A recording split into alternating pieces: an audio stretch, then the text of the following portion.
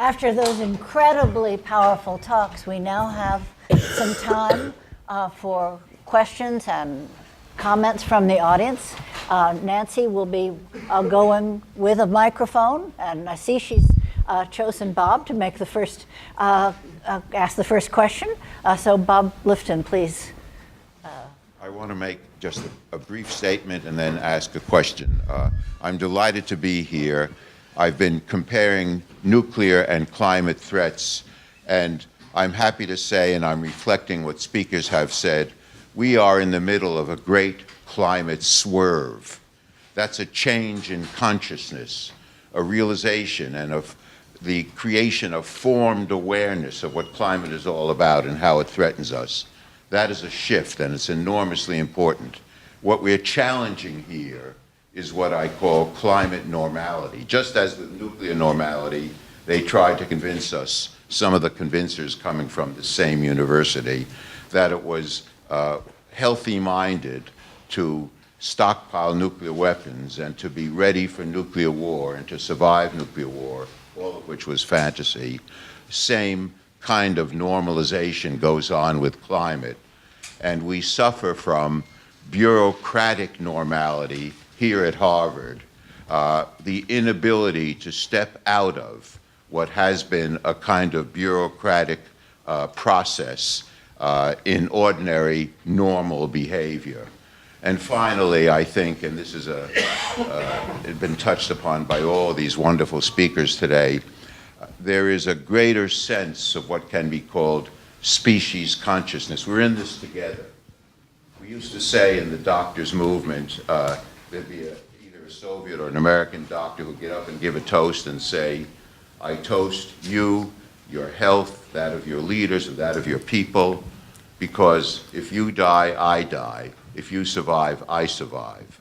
We're sharing the same planet, and we're realizing that. My question for the members of the panel is a closer view about how divestment, which is so important, is more than itself, but central to the whole movement against global warming. Who would like to answer that? Thank you, Bob.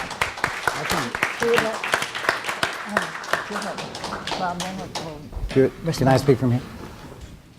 That's a wonderful question coming from a wonderful leader. Thank you. What I want to say, just offer one perspective, which is, in my experience of divestment over a long period of time and writing at length about South Africa, what's really remarkable about this as a tool is that human beings tend to say, boy, that's a really terrible problem, and if only someone else would do something about it, I would be happy. And the who should do what is the source of the great debate, but it's almost always somebody else. The companies, the businesses, the government. What divestment does is it's like a computer virus. It enters into the thinking of every institution, and it forces that institution to review a complicated set of arguments. They're financial arguments, they're moral arguments, they're about the intersection of bureaucratic and administrative values versus human, moral, and collective values. And that opens up, at first, a very unwelcome debate inside. People are settled, and then they get unsettled, and people do not like being unsettled. They don't like rethinking things from scratch. But when pressed to do it, they start a process unique to every institution and ideally unique to every person, where they locate themselves now, and they at least open themselves up potentially to new information and to new attitudes. Some of you may know Professor Bruce Ackerman down at Yale, who once wrote a theory of social justice saying that the essence theory of justice, that the essence of justice is being able to ask a question and get an answer. And that when you ask a question and the person in front of you no longer has an answer for that question, then you know something is unjust. It's an interesting technical theory. But we have something at work here. When you ask and ask and ask, and people are falling back on more and more, I would say, flimsy, useless, absurd arguments, there gets to be a point where they run out of answers. And at that point, the consciousness changes. And what is fascinating is whether it's a church or an insurance company or a huge corporation or Harvard University or an individual family, that question is now being put into play. And that's why when I said earlier, when the question is opened and reviewed, we win. So the question now is how to get it into more and more people's discussion. And this fear, I just want to mention one thing. I had a disturbing conversation with a senior professor from the business school recently who said that in many of the cases, the people she deals with, the people who disagree and who think that divestment is crazy will only listen to people like them. And she was saying, I said, well, there's this person and that person. Oh, that doesn't count. It has to be somebody like them. So you have to figure out how to penetrate this very small and, I would argue, arrogant tribe.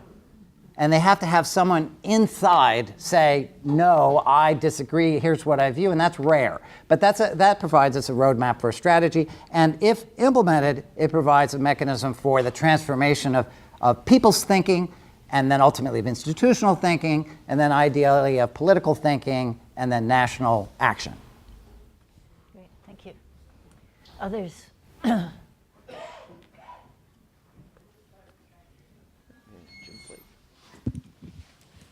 Thank you very much, all of you. I look at science and love and activism and communication. The four of you together can do anything, and it's just wonderful. I think of all of them, I do think that love is the strongest, and it immediately hit me strongly with knowing the science, and I was thinking about yesterday. Whenever I come back to Harvard and come back to Cambridge, I always go to Charlie's Kitchen.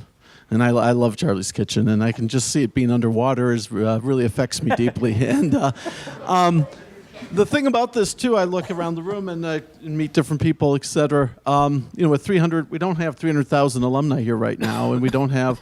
How do you reach everybody? And I think that a lot of us naturally, we all do this.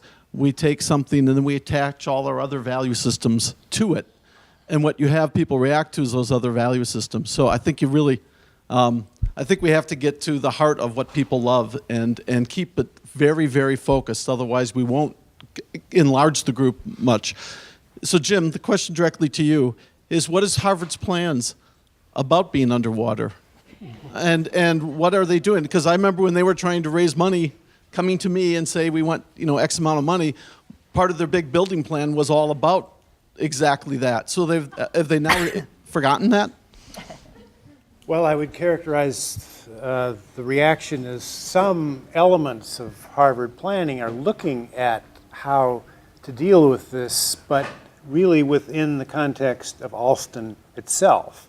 And of course, the problem is much larger than that. Now, I have to say, Boston is on the lucky side of some of this because, and don't shudder when I say, these are just the facts. We can dike Boston from Dorchester Heights and up to the North Shore and pick up 4 meters of freeboard. Now, I don't think that that's the right way to look at the problem, but I don't think there's any question but that this is going to be part of the plan. And when I look at the numbers, there are 3 things we have to do. We have to terminate carbon dioxide methane release as soon as possible. We have to draw carbon dioxide back down to 270 to maybe 280 parts per million. And then we have to cool a planet for a couple or 3 decades to reform those ice structures, because this cruel irony that I mentioned about the delicacy of these ice systems and the profound control they exert over the rest of the climate structure tells us that the sea level is, even with all of that effort, the sea level is going to rise. And I go to the American Geophysical Union meeting every December, and I plot out, as a function of time, the forecast increase in sea level. Well, 7-8 years ago, it was 30 centimeters. Now it's up to 2 to 3 meters, with a tail running up to 6 to 7 to 8 meters. So, 3 meters that I showed here puts the southern third of Manhattan underwater. It puts the southern third of Florida underwater. So, this is a situation that if I were contributing, investing in Harvard, I would certainly want to know what they're going to do about divestment and what they're going to do about this problem, because I think divestment is the linchpin in this, because you can ask any corporation that you put your money into, have you divested? It's a simple question, yes or no. TIAA CREF, that's the next objective in my mind. So, you know.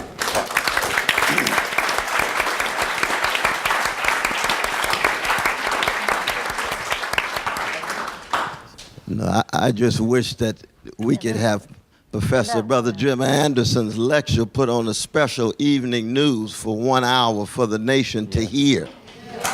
That's what we need. Because, oh yes, because we've had the magnificent vision and analysis and so forth of my dear brother Bill, who's just been, for me, just exemplary in terms of what it is to be a freedom fighter on this issue. And then we have the marvelous new moral militancy of the young people, Sister Chloe and Brother Adam and Sister Naomi and others, connected to that kind of scientific analysis for that shift in the zeitgeist. But it seems to me one of the ways we can go about this, and this is what I had in mind when I was raising the issue directly to Sister Drew Faust. She was on the right side of history when it came to white supremacist catastrophe in Selma. How do we account for the discontinuity with the ecological crisis, in which somehow there's an indifference, there's an insensitivity, a callousness has set in, and so the connection is not made. In some ways, she can be exemplary of our fellow citizens as a whole. Because you can imagine in 1945 trying to wrestle with a vicious legacy of white supremacy, people thought they're never going to wake up. We went after this for a long time. No, that's not true.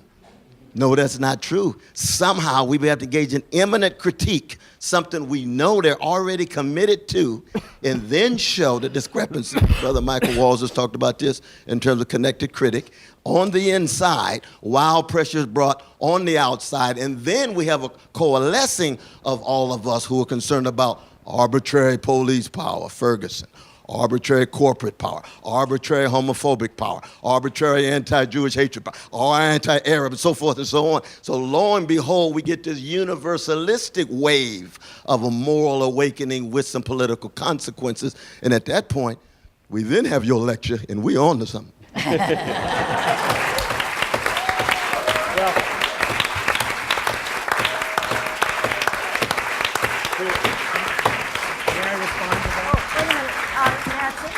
Just one moment. Jim would like to respond to that. Thank you very much for that. I would be happy to do that as long as I'm standing next to you when I do it. Is that all right?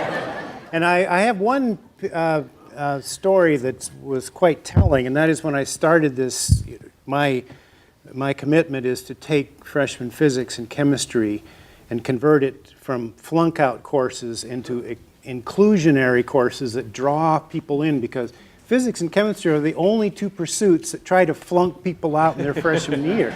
And you look back and you say, where's the logic to this? Because the physical sciences have a profound societal responsibility, and part of that is to teach these freshman chemistry courses correctly. So this...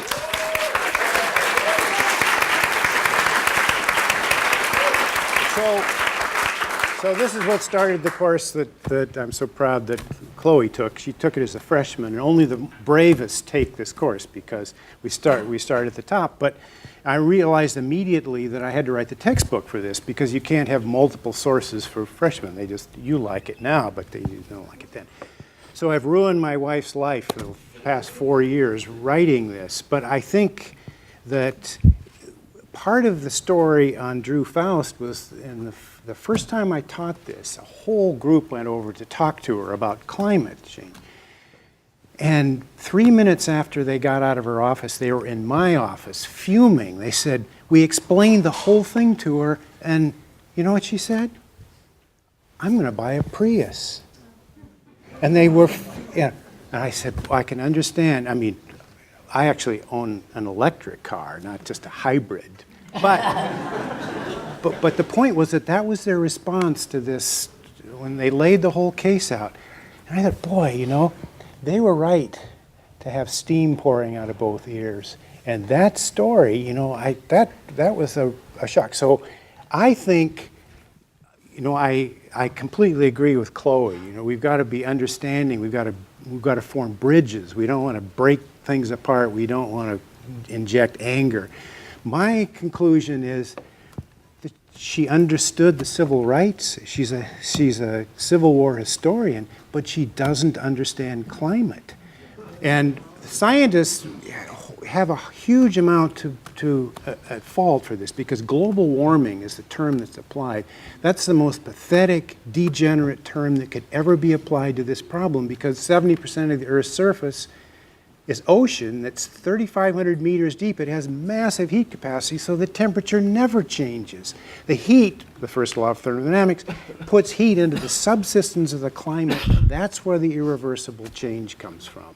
And so the scientific community, the physical scientists, I hold them culpable in some ways for the misinformation or the lack of decisiveness in the way that this thing is cast. So, Yeah, go ahead.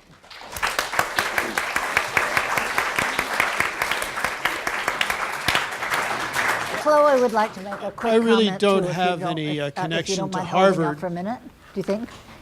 Didn't you say? Yeah. Chloe would like just to make a quick comment if you, go ahead. I think this is a really important point, because Harvard has entrenched itself so deeply in avoiding divestment that it's hard to imagine how it could ever undo what it's done. I've met with Faust 5 or 6 times since I've been here in her 10-minute office hour slots, which are not totally useful for a good conversation. And every time I've met with her, and every time she makes a statement, her arguments are constantly changing. Her most recent argument against us is that our sit-ins and our blockades are coercive, which is funny, because I don't think she would call the lunch counter sit-ins coercive.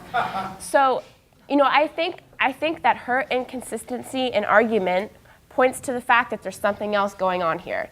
And my guess is that this is about money. This is about the capital campaign. This is about the funding that Harvard gets from the fossil fuel industry and the conflicts of interest on the Harvard Corporation.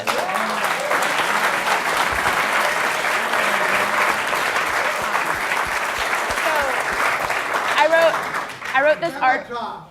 Yeah, Veritas, exactly. I wrote this article at one point called "Harvard is the Climate Crisis," because I think our fight here is very similar to the climate movement's fight against the fossil fuel industry. We are fighting big money, we are fighting power, and we are fighting the fossil fuel interests. So I think that's how I think about how we confront the Harvard administration. I don't really have any official connection to Harvard.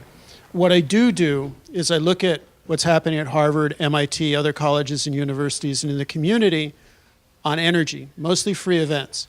And I publish it every week. I've been doing that for 5 or 6 years. There's more things happening in one day talking about climate change or energy or in the environment than one person can go to. What I had hoped would happen was that there would be a phalanx of people who would go to those different events and share notes across the silos, which would be useful for the climate change community, because there's a hell of a lot of research happening here, and also useful for the scientific community, because they're locked into their little generalizations, their specific subjects. So hubevents.blogspot.com, it's free, take a look at it. If you want to do something about that, let me know. Second thing is, all of the math talks about sources. Very little of the math talks about sinks. In December of this year, probably the first academic book on geotherapy, not geoengineering, geotherapy, which talks about using ecological systems to optimize and take carbon out of the air and primarily put it into the soil and lock it in there for greater soil fertility. On May 3rd, there's going to be a conference on that subject here at Harvard at the Science Center. I have little leaflets if people are interested in that.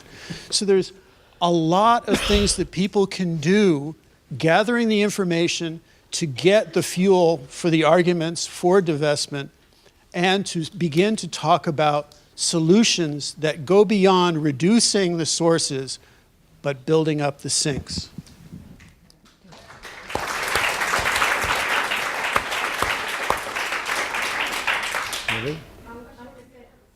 say just a word. I'm Nancy Rosenblum.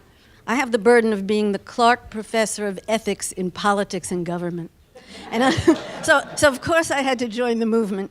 But I thought I'd say something both for and to the faculty here in the room, because it's a faculty forum. We've run a teach-in this spring. That's been important, I think successful, and I think we should and will run a much bigger one next year. We've begun to do what Bob Massie suggested we do belatedly, and that is to deal one-on-one and directly with members of the corporation. I would like to remind my fellow faculty member that there's something else important than we can do, and that is we are all officers of major national academic associations. We sit on the boards of foundations that have big investments, right? We should begin to act in that way. And I actually have a question for the panel, and it was raised by Chloe. I teach in the politics department here, and so I was thrilled to hear Chloe say that besides this kind of local divestment and movement politics, there's an electoral politics out there that's going to matter. Because in the end, we're going to need legislation. And I wondered if I could ask, maybe it's a version of Bob's question, ask something about the relationship between this social movement and electoral politics, and can't we spend some time on that? I'll take a crack at that. Do you want to? Okay, Bill? Oh, that's a very good question. I'll tell you the truth. We've known for a very long time that the optimal policy here would be some kind of price on carbon. There's no huge mystery about this. Every economist, left, right, and center, has said it for 25 years.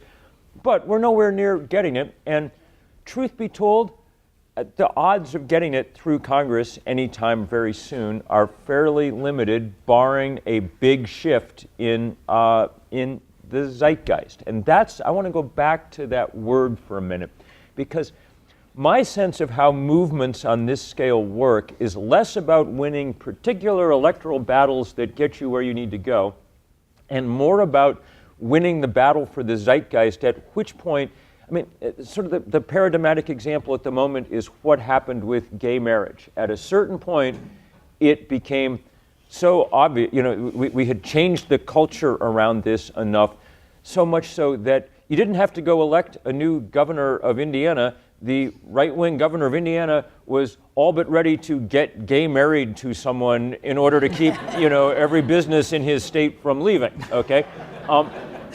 That's what happens. And that's true on a smaller scale, zeitgeist within institutions like Harvard, which leads me to make you give a good list of things that faculty can be doing. One of my jobs is always to provoke people to do a little more than they think they can at any moment, okay? So, one of the things I organized, wrote the letter that got people to come to what turned into the largest civil disobedience action in 30 years in this country about anything at the start of this Keystone fight. Okay? And one of the things I said when I wrote that letter to people was, I didn't really think that college students should have to be the ones who were the main cannon fodder there. That when you're, 21, it's possible that an arrest record's not the, absolute optimal thing for your resume. And that one of the few unmixed blessings of growing older is, past a certain point, what the hell are they going to do to you, Now, I would add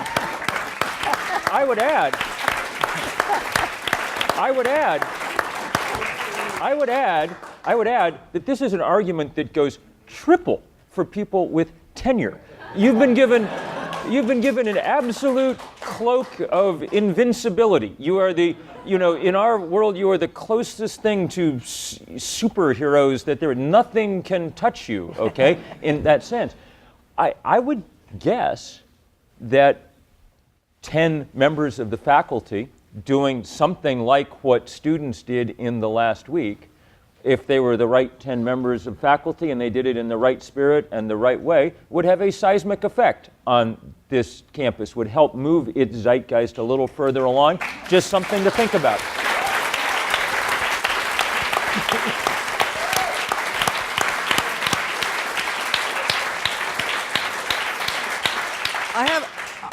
I want to add one thing to this. So I slept in at the alumni office, and I had a pad, but then I moved to the couch, and I woke up in the middle of the night, and I said, "This is my big radical action, is that I'm sleeping on a couch."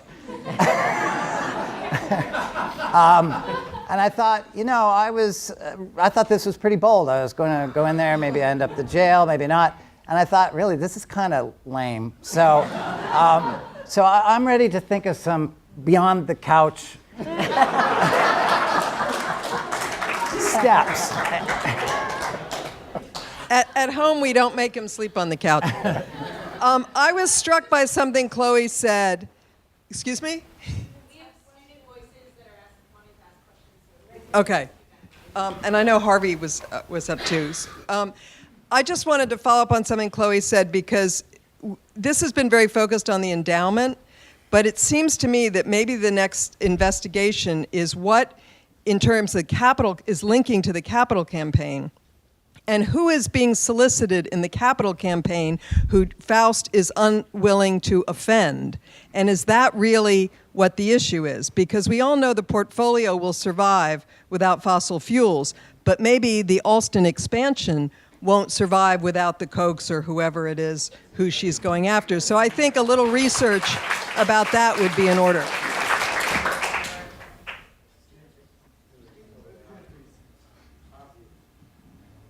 In the black hair, They right have there. orange shirts on.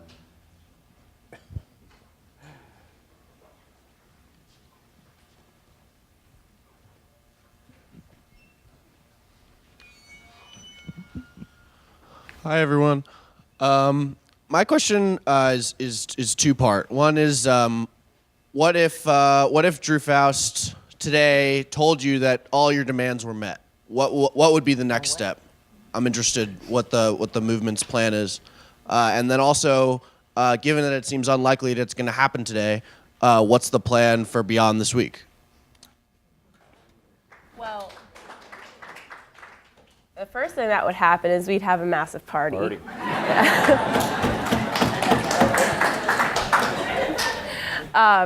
Yeah, epic of epic proportions.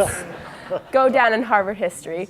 I think, well, there's a few things. One is that if Harvard is no longer investing in fossil fuels, I think it makes sense for Harvard to become a carbon neutral university. I think that the students who have been working on divestment here can pivot to help other campaigns. And to answer one of Nancy's questions, everyone in the United States is part of an institution that has something to divest, from your alma mater's endowment to your own personal investments, and everyone can vote. So we start taking these divestment networks and we start pivoting towards the next election. So I think that's a really big part.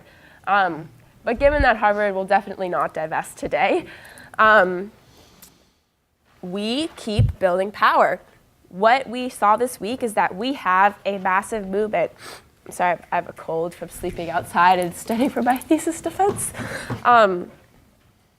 We have a massive movement, and it's a movement that's so big that it has a self-propelling narrative that people are coming and joining it, even if we haven't talked to them.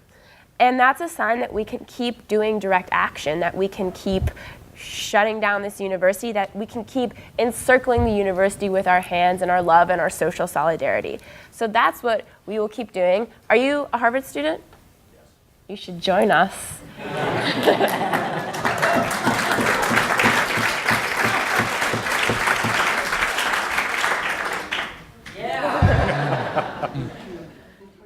So hi there, my name is Thomas. I'm from the Kennedy School.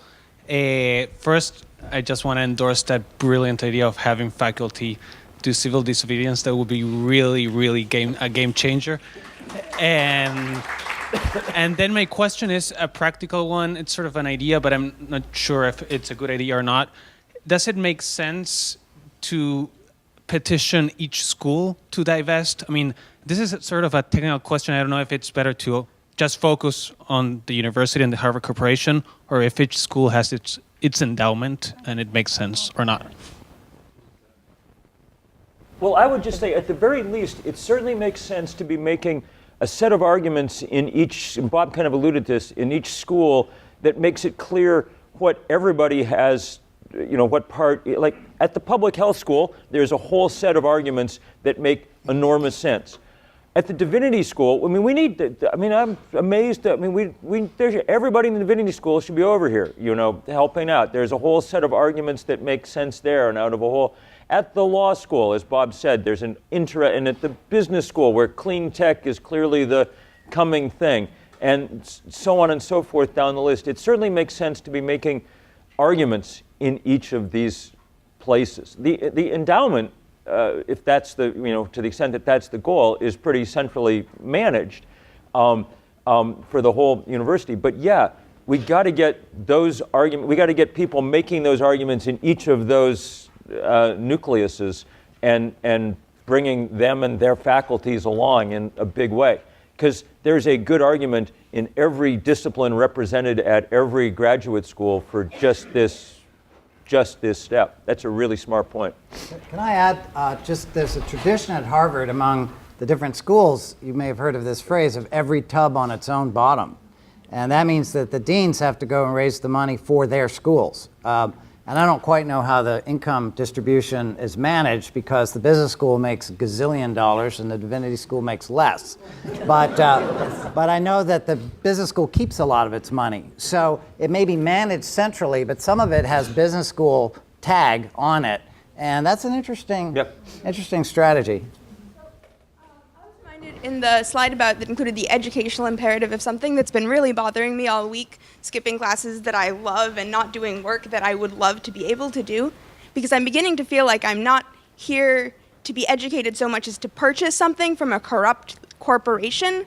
And I think this is something that subtly is why a lot more students aren't involved in it, because they're here for a very personal, very future-oriented path of learning. And how are we meant to reconcile this complicated financial situation with the espoused goal of learning? And so this is something that I just want to hear faculty members speak to. Well, this is a spectacularly important question, and I'd like to go back to, I hate to invoke it right now, but Jay Leno stood outside Harvard Yard in the morning of commencement, and he asked a few questions. Why are there seasons? Where did the leaves come from on the tree?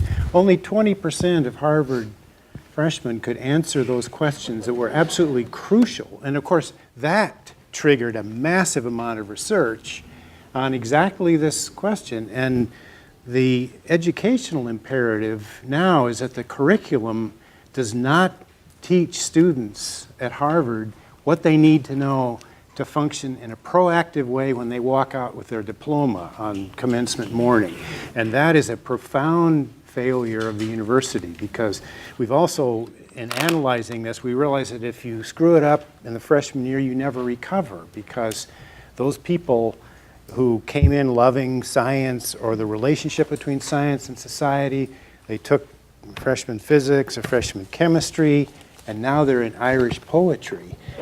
And they never went back. And of course, this argument plays both ways, because the way the humanities now lace into the physical sciences and the life sciences is exactly what this university should be teaching, but they're not.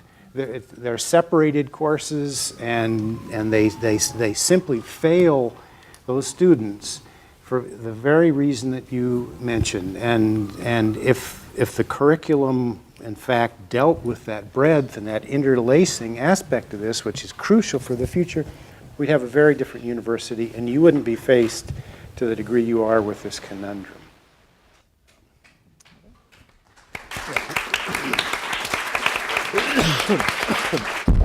Yeah, I'm Harvey Cox, and I want to go back to the wonderful parallel between this movement and the civil rights movement and remind us all that before Martin Luther King, there was Gandhi. One of Gandhi's principal teachings was you don't defeat your enemy, if possible, you win him over. You don't try to humiliate the person you're negotiating with or trying to defeat. You see if you can win them over. You give them some way out that's a little face-saving, perhaps. Now, I hope that at a moment we'll arrive at that place with President Faust and with others where some move on our part, not stepping back at all from our demand for divestment. I don't mean that. Give them some space to save face, to do the right thing for all of us without feeling humiliated. I'd like to hear some of you respond to that. Harvey, I think that that's a very good point. And I think that probably the best way out for Harvard at this point is for everybody to say, is for Harvard to say, or us to begin to figure out ways to say, look, and I was sort of alluding to this when I was talking before, Harvard may have moved a little too quickly, and the facts on the ground have changed since then, okay? So the world looks different now than it did 2 years ago. In the subsequent period, the Rockefellers have divested, you know. The World Bank has said divestment is a smart strategy, you know, so on and so forth. And that makes it easier for people to say, okay, things are changing now, and perhaps we should take some kind of other look at this. And students were doing a good job yesterday of suggesting that there might be some way, you know, trying to build on the note that President Faust sent to Chloe, trying to suggest maybe there's a way now to have a process here to sit down and start finally talking. Because there's got to be some, you're right, there's got to, at the moment that we're just, you know, ramming into literally closed doors. And that has its own, I mean, if that's all that can happen, that's okay. Part of the thing to understand here is that the fight is as good as the win in certain ways, okay? The fact that this is being raised and raised repeatedly at Harvard every single year with every incoming freshman, with every alumni, whatever. I mean, if Harvard divested tomorrow, that would in certain ways go away, and that would be in certain ways a loss. It would more than be compensated by the win of divestment. But the fight is important too. But I think you're right.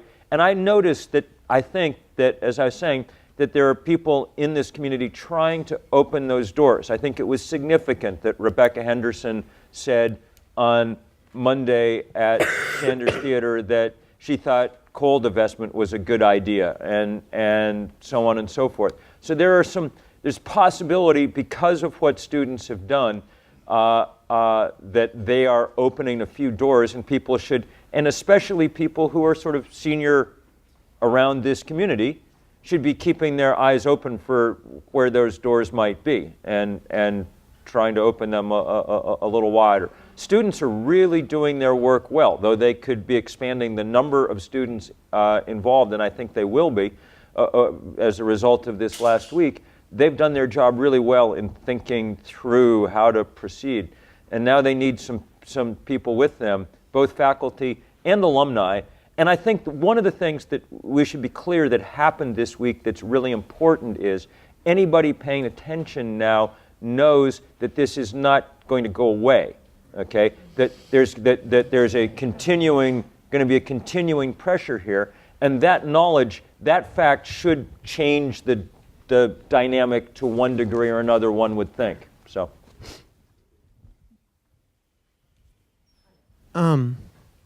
The most powerful argument I've heard this week is that divestment is a moral issue, is a moral imperative. It doesn't matter about the dollars and cents. And when I was an undergraduate at Harvard, the biggest two classes were Ec 10 and Justice.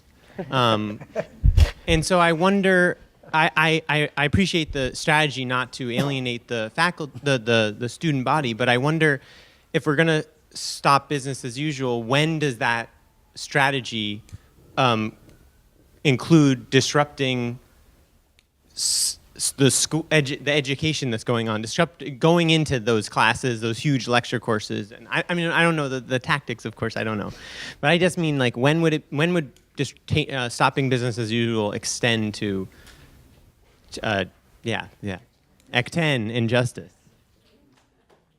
I predict that tactic. My guess is that tactic would backfire badly. Would be my guess.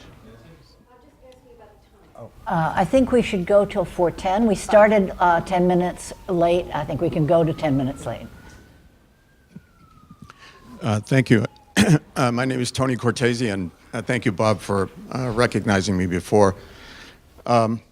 I spent a life working in public service trying to get laws passed and regulations, and I went back to academia for a very simple reason. I found out that the people that were leading us down the unhealthy, inequitable, and unsustainable path were coming out of the best colleges, universities, and professional schools. As my friend David Orr says, it's not a problem in education, it's a problem of education. And you, Jim, hit it right on the head. I think the reason that Drew Faust and a whole bunch of others do not get the whole ecological crisis is because the whole structure of education is assuming that humans are separate from the rest of the natural world and we will never run out of resources. And it will always be the gift that keeps on giving. And the whole structure of the economy is based on that. Okay, so trying to work on that, John Kerry and I started an organization called Second Nature, and we got, in 2006, I asked 12 college and university presidents if they would commit to becoming carbon neutral in their operations at their own pace. They could pick when they're going to get there, but a publicly accountable commitment. We now have 697 colleges and universities that have made that commitment. And there's a reason for telling you all this. It's not about patting us on the back for what's been going on. Those schools, in a period of only 4 years, have collectively reduced their greenhouse gas emissions by 25% and saved $2 billion, okay? Harvard and MIT, my two alma mater, have not signed on to this commitment. And the reason that most of them have not is because they don't feel that they can commit to something unless they can figure out how to get there and do it by continuing to do business as usual.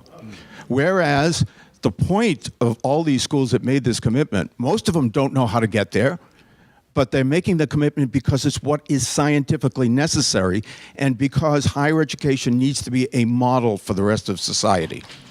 Okay? So, the thing we couldn't touch was the endowments until the 350.org movement came along. And we couldn't even have a conversation with the presidents and the business officers and the trustees. Now that's opened the floodgates. And it's made it possible for people to start coming together to talk about ways they could use their endowment and be deliberate about only investing those things that support their mission and is moving society on a healthy, just, and sustainable path. That's where we need to get the endowments to go. A suggestion. Of the 22 schools in the United States, 22 now, that have divested of fossil fuels, 21 out of 22 are signatories to the president's climate commitment. I would start with those schools first because they recognized that they needed to do something and put a stake in the ground to deal with the climate crisis. Starting with them are the places to go. If you ask Harvard and MIT and others why they didn't sign the commitment, and by the way, University of California system, the entire system has made the commitment and they will become carbon neutral by 2025. The entire University of California system. There is no excuse. There is no excuse for Harvard or Tufts, my two alma mater, to be sitting on the sideline and saying, we'll kind of do it if we can get there. So my point is that I think there are tactics that we can use to go after them.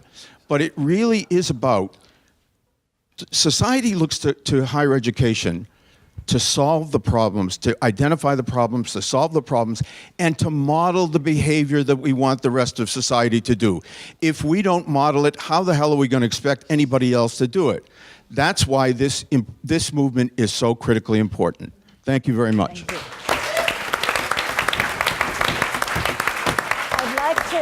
I'd like to ask I'm so sorry that we're coming to the end. I'd like to ask any of the panelists if they'd like to say something just to close. Would you like, Bob or Bill? Because I think Chloe would like to make. I would like just to say it's been an incredibly great, fun week filled with such good energy, and students have done a great job and everybody else has done a great job. And it makes me want to go home and like give money to Harvard and things. It's amazing how I just want to say that I spent some time training as a historian, which is what led to the book on South Africa. And one of the things that you learn is that there are moments when things seem to coalesce and give birth to a whole new energy and a whole new phase. And I really feel this week is one of those moments. I feel that everyone who was involved or everyone who came by or everyone who witnessed it is going to remember it for a very long time. I know for certain that the students who are a part of it is going to influence the rest of their lives. And I think that our challenge now is to take that and to make it happen again and make it happen in more places. But I am very, very proud of all the people who put this together and have had anything to do with it.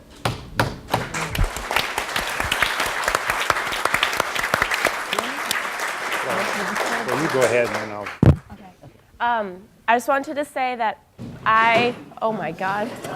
Happen again?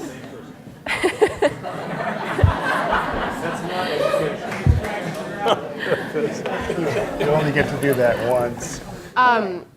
Both I and I know everyone else in Divest Harvard are so humbled by all of your support. And I know there are a lot of Divest Harvard students in this room and lots of divestment students by Gill folks. Can all the students just stand up so we can recognize you? Come on, y'all.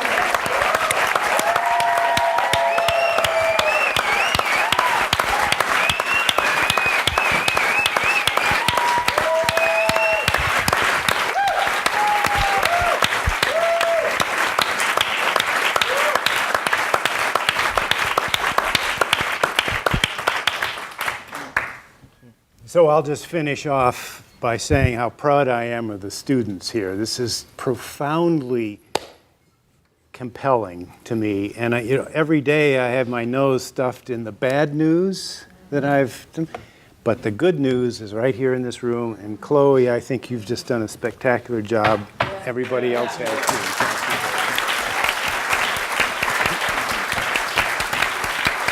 Well done, brother. All right. Thank you all for coming. This has been a wonderful, wonderful week. Yeah, 6 p.m. 6 p.m. Plaza.